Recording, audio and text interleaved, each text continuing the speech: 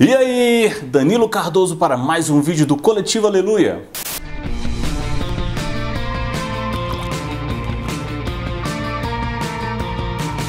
Fala pessoal, hoje vocês vão poder ver um bate-papo que eu tive com o até então pré-candidato à Prefeitura de Maringá, Silvio Barros. Nessa conversa a gente trocou uma ideia sobre sustentabilidade, cidadania e cristianismo. Confiram aí. De volta aqui com o Silvio Barros, eu gostaria que ele se apresentasse um pouquinho para vocês conhecerem um pouco do trabalho dele, do que ele já fez e qual é a relação dele com esse tema cidadania e sustentabilidade. Silvio, muito obrigado por ter aceito o nosso convite de estar aqui falando sobre esse assunto, gravando com a gente. Se apresenta para o pessoal que está assistindo e fala um pouquinho da tua relação com esse tema. Muito bem, obrigado, amigo. Eu que agradeço a oportunidade de estar aqui conversando com vocês. Eu sou engenheiro civil, com especialização na área sanitária e ambiental. Trabalhei durante os primeiros 15 anos da minha vida profissional lá na Amazônia. Tive algumas oportunidades muito interessantes, vivendo num lugar que recebeu foco de atenção do mundo inteiro naquele período, década de 80, 90, quando a preocupação com o desmatamento e o impacto que isso estava causando no resto do planeta acabou focando os olhos do mundo ambientalista para o Brasil. Em 1992, aconteceu a primeira grande conferência da ONU sobre desenvolvimento sustentável e meio ambiente, que foi a tal da Rio 92. E eu estava lá, participei de toda a conferência, tive a oportunidade de ouvir muita gente, de conhecer bastante de perto a realidade global das questões ambientais, já que eu, por formação profissional e por vivência na Amazônia, conhecia bastante bem a nossa realidade, mas foi a oportunidade de conhecer bem o problema global. Depois, esse assunto evoluiu, eu desenvolvi meu trabalho, passei 25 anos trabalhando com o desenvolvimento de destinos e produtos de turismo sustentável, de ecoturismo. É a relação do turismo com a natureza e o interesse das pessoas em conhecer a natureza através da atividade turística. Legal.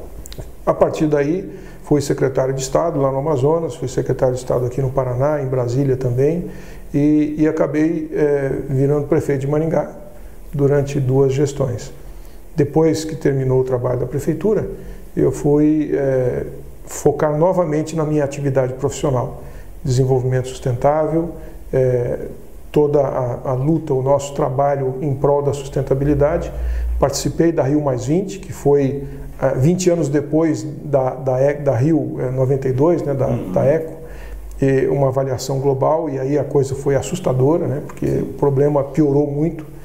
E como secretário de Estado do Planejamento, tive também a oportunidade de desenvolver alguns trabalhos junto com o governo do Paraná e participar de novo da COP21 em Paris no final do ano passado, que foi a maior de todas as convenções da ONU focadas na questão ambiental.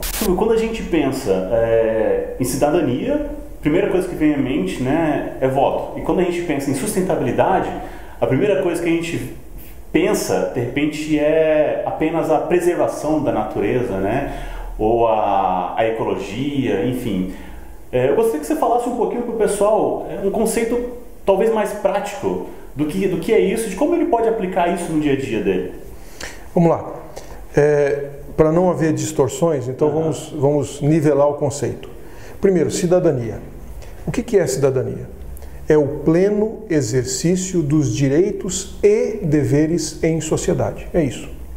Uma sociedade onde as pessoas cumprem os seus deveres e têm o direito de receber aquilo que lhes é devido pela comunidade. Esse conceito é um conceito que equilibra direitos e deveres, coisa que infelizmente na nossa comunidade hoje anda meio distorcido. Sim. Todo mundo quer saber dos seus direitos, mas poucas pessoas se preocupam com os seus deveres. Assim, só para dar um exemplo, se você estiver atravessando a rua na faixa, você tem o direito de atravessar em segurança. Mas se o veículo, o motorista, não exercer o seu dever de parar, então o seu direito está comprometido. Sim. Portanto, não há cidadania. É mais ou menos por aí. Então, direitos e deveres equilibrados representam esse conceito de cidadania. E aí, só para a gente puxar isso para o cristianismo, né, a gente sintetiza isso na ordenança de Jesus. Fazei aos outros o que você gostaria que fizessem para você. Agora, sustentabilidade, esse conceito de desenvolvimento sustentável, de sustentabilidade, ele foi, digamos, cunhado numa convenção na Suécia, isso há muito tempo atrás, em 1982, e a Comissão Brundtland, que era a primeira-ministra naquela época da Noruega, e era a coordenadora dessa convenção, a Comissão Brundtland cunhou o conceito de sustentabilidade. O que é isso? É a sociedade de hoje usufruir do seu direito de usar os recursos naturais que estão disponíveis no mundo sem impedir que as gerações que vêm na frente tenham o mesmo direito. Ou seja, nós não podemos consumir os recursos naturais do planeta fazendo de conta que não vem mais ninguém depois da gente. Sim. Que a hora que os outros chegarem não vai ter o que fazer. Sim. Então, os recursos naturais que nós usamos hoje para construir um prédio, o cimento, o ferro, são recursos naturais finitos, eles são limitados. A natureza não os repõe na mesma velocidade que a gente os consome. Sim, sem dúvida. Ou seja, nós estamos caminhando para chegar num momento que não tem mais. E aí, como que as pessoas que vão viver no mundo no momento que não tiver mais, como é que elas vão fazer? Então, a sustentabilidade é a gente se preocupar em usar, sim, os recursos naturais, mas sem impedir as gerações futuras do mesmo direito. Claro. É isso aí, cidadania e sustentabilidade. Silvio, na sua resposta você relacionou uma coisa interessante, né? A cidadania e a sustentabilidade ao cristianismo, ao exemplo que o próprio Jesus deu. E hoje nas igrejas a gente tem dois extremos. Ou tem aquele cara que acha que por ter a sua pátria no céu, na eternidade, ele simplesmente se isenta e não participa de nada, né? Apenas de 2 em 2 anos, na hora de escolher os seus representantes, mas no demais ele não participa mais, ele se isenta mesmo. E tem o outro lado da moeda, que é aquele cara que ele participa, mas ele participa querendo impor a sua fé, o que ele acredita, a toda a sociedade, né? Como é que você enxerga isso e como é que a gente poderia chegar a um equilíbrio? Bem, eu acho que a Bíblia dá as dicas para a gente, né? E é interessante, o conceito de sustentabilidade, ele é um conceito bíblico. Sim. De Gênesis ao Apocalipse. Tanto que o próprio Deus falou para o homem cuidar do jardim, né? Na hora que Deus criou o mundo, terminou, o ápice da criação foi o homem, né? E ele deu um recado claro, né? Falou para o homem: crescei e multiplicai-vos. Já começou aí, eu acho que nós perdemos a conta. Esse negócio de multiplicar não era bem do jeito que a gente fez. Porque alguém exagerou, né? Nós estamos aí com 7 bilhões de pessoas na Terra, e aí a coisa parece que extrapolou um pouco. Então a gente não entendeu direito a primeira ordenança. A segunda ordenança foi: sujeitai a terra, submetei-a. O que significa submeter a terra? Significa que você pode fazer qualquer coisa? Que você pode encher a terra de lixo? Nós somos a única espécie criada que produz lixo. Verdade. Né? Não tem outra. Então, sujeitar a terra significa que eu posso usar de qualquer jeito, posso fazer o que eu quiser. Talvez aí a gente tenha se equivocado na segunda ordenança. Sim. Na terceira ordenança, quando Deus falou: dominai sobre os peixes do mar, sobre as aves do céu e sobre os animais que rastejam sobre a terra. O que é dominar? É fazer o que nós fizemos? Nós exterminamos espécies inteiras que desapareceram. Sim. Deus criou e a gente acabou com elas. E nós continuamos fazendo isso. Sim. Então, o problema todo é que a gente não entendeu o espírito da mensagem. A multiplicação, sujeitar a terra e dominar sobre os animais, nós perdemos o passo em algum momento. E aí iniciamos um processo de destruição do ambiente que a gente vive. E essa destruição, muitas vezes as pessoas não se dão conta de que é nossa responsabilidade, nós estamos fazendo. Mas não, são os americanos lá com as indústrias que estão poluindo, são os chineses que estão poluindo tudo. Não. Isso, cada um de nós é responsável por isso. com aquilo que a gente come, Sim. com a energia que a gente usa e às vezes desperdiça, com a água que a gente consome. A água é um recurso natural, finito e essencial para a vida, essencial. E cada vez mais escasso. E muito limitado. Então, esse desperdício, esse uso irresponsável, talvez inconsequente, dos recursos que estão à nossa disposição, a maneira como a gente polui o solo, o ar, a água, isso tudo é conflitante com os princípios e as orientações bíblicas, né? E que, obviamente, Cristo diz que ele não veio para mudar nada. O que estava lá está valendo. Então, ainda que esses conceitos estejam muito mais no Velho Testamento do que no Novo, eles não foram alterados por Deus. Sim. Então, a gente precisa ligar uma coisa com a outra e depois, se eu sou um cristão, eu preciso ser coerente com os princípios nos quais eu acredito. Se a gente acredita na Bíblia, então a gente tem que ler aquele negócio lá e agir de maneira adequada. Eu acho que até essa questão da sustentabilidade, do desperdício, do uso inteligente dos recursos naturais, acaba sendo uma parte do próprio testemunho do cristão, né? Uma vez que ele, como você falou, teve uma ordenança, né, como é que eu posso dizer? Um beabá, um trilho a ser seguido, e a gente não obedece, logo a gente está descumprindo algo que Deus nos colocou. Exatamente. E uma coisa interessante, eu quando me formei em engenharia sanitária, eu não sabia quem era o patrono do saneamento, do sanitarismo. E para minha surpresa, quando a gente foi fazer a comissão de formatura, eu fazia parte da comissão de formatura, quando a gente foi fazer o convite de formatura, alguém teve a ideia de colocar o patrono do saneamento. Eu não era, na época eu era católico, não era evangélico, então eu não tinha muita afinidade com as coisas bíblicas. Mas alguém lá da comissão que era evangélico falou assim: escuta, por que a gente não coloca no nosso convite de formatura o patrono do saneamento? Aí todo mundo olhou e falou: mas quem que é o patrono? É Moisés. Olha só, eu não sabia disso. Eu também não sabia. Aí a gente foi ver e, de fato, as orientações que Moisés deu ao povo de Israel no período que eles estavam no deserto, dizem respeito. Porque o que é saneamento básico? É água pura e esgoto tratado, né? Então isso é o que a gente conhece por saneamento básico. O que Moisés fez, e por isso ele é considerado o patrono do saneamento, porque ele proveu água para o povo, água que era insalubre, foi transformada, foi tratada em água potável. E a ordenança que ele recebeu de Deus é de que cada vez que alguém saísse do acampamento para fazer as suas necessidades, deveria levar uma pá, fazer um buraco, colocar os seus excrementos e tampar o buraco. Ou seja, isso não podia ficar assim, era 1 milhão de pessoas. Nossa, imagina, se essas pessoas não tivessem essa orientação, seria impossível ter saúde num lugar desse. Então, para minha surpresa, até isso a Bíblia orientou. Quer dizer, o saneamento básico moderno hoje tem suas raízes lá na Bíblia, lá em Êxodo. Olha só. Deuteronômio, as orientações que Deus deu.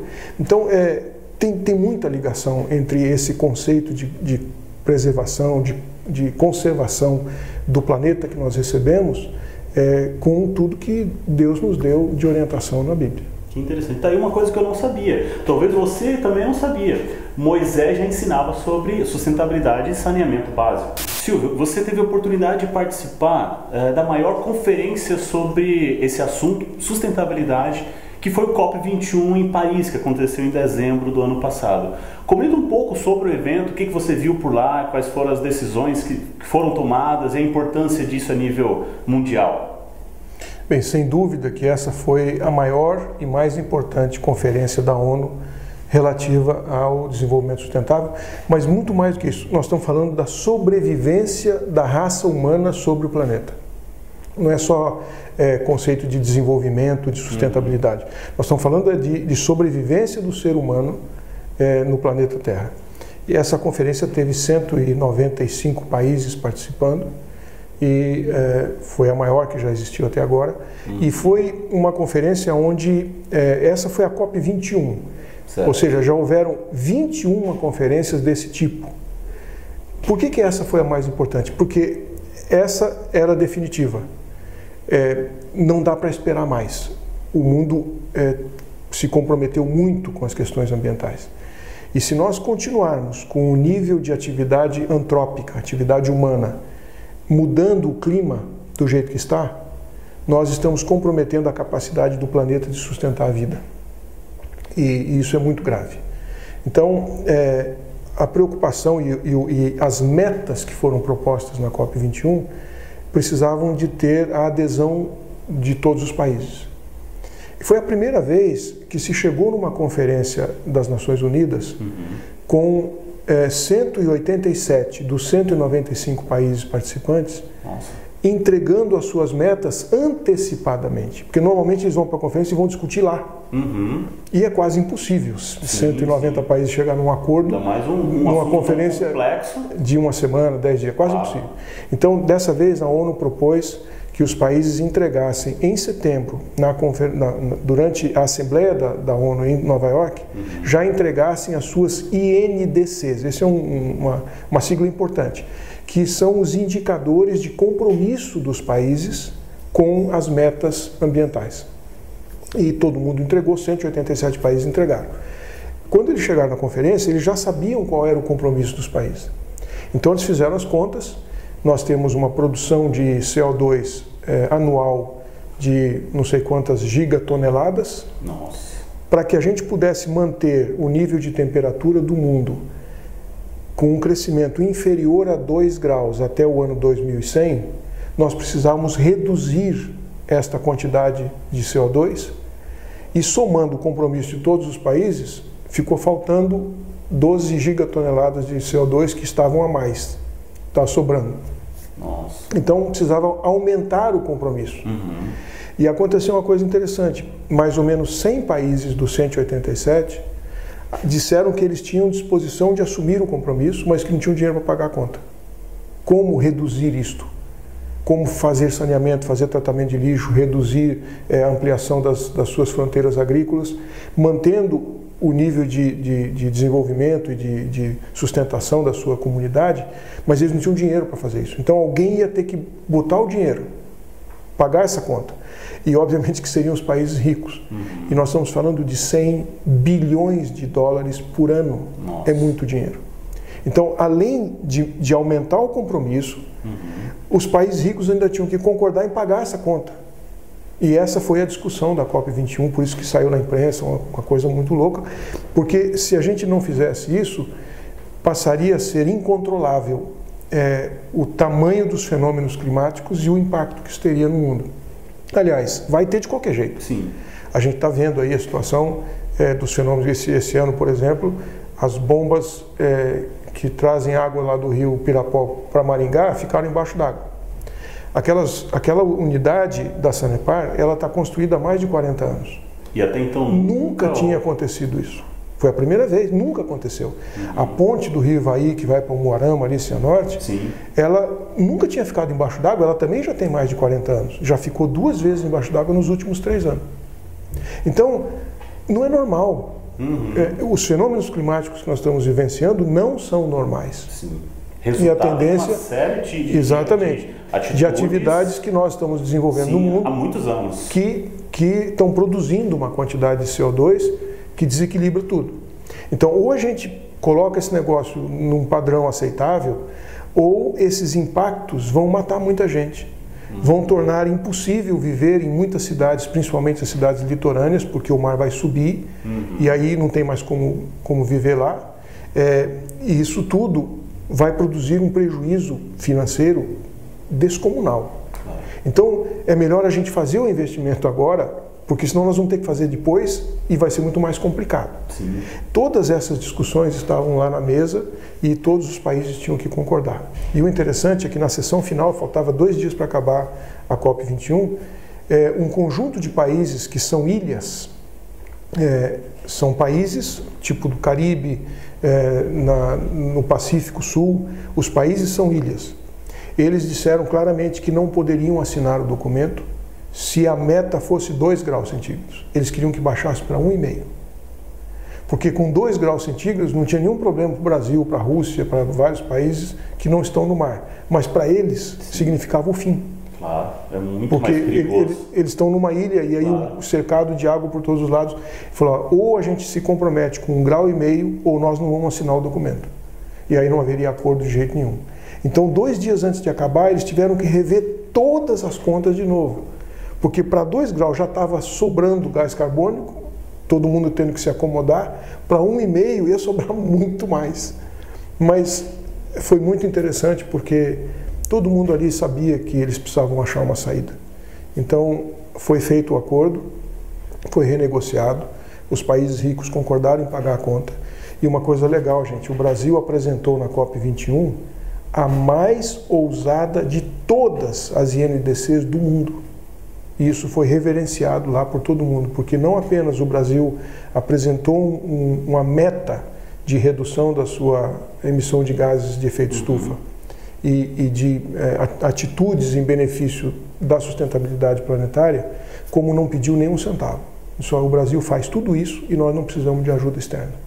Nós faremos isso com recursos do próprio país. Então o país ficou, o Brasil saiu bem lá, ficou bem na foto. Que bom, pelo menos. Agora tem que fazer, né? Claro. E aí fazer depende de você, de mim, de vocês que estão assistindo a gente, porque não vai ser fácil. Se você se interessou por esse assunto, se você tem dúvidas, use os comentários aqui do YouTube, deixe a sua opinião, faça a sua pergunta. Participe, compartilhe esse conteúdo. Se foi útil para você, também pode ser útil para várias outras pessoas. Então compartilhe com seus amigos em redes sociais, em rede de compartilhamento via WhatsApp. Ajude a transmitir esse tema para outras pessoas. Silvio, você quer falar mais alguma coisa, se despedir do pessoal? Olha, eu acho que só é importante a gente considerar que quando você ouve falar de sustentabilidade, quando você ouve falar de cidadania, isso não é um assunto dos outros. Esse é um assunto seu, diz respeito à sua vida. A sua vida hoje, os seus direitos como cidadão e os seus deveres e obrigações, e diz respeito também à vida das pessoas que virão depois de você, seus filhos, seus netos. E o problema é tão complexo que não vai esperar gerações para acontecer, não. Vocês mais jovens, que estão no começo da sua atividade, vocês já vão sentir os impactos disso imediatamente. Nem vai passar para outra geração, vai ser na sua mesmo. Então, mudança de comportamento, mudança de hábitos, atitudes mais responsáveis no contexto global, como indivíduo, isso não é apenas sua obrigação. Eu diria que esse é o seu testemunho como cristão. Silvio, mais uma vez obrigado por ter participado com a gente. Espero que tenha sido útil para você, porque para mim foi bastante, né, conhecer algumas coisas e me inteirar mais sobre esse assunto. Foi muito bacana, valeu de verdade. Eu que agradeço. Não deixe de se inscrever para você não perder nada do que sai aqui no canal. E mais uma vez, até a próxima e tchau!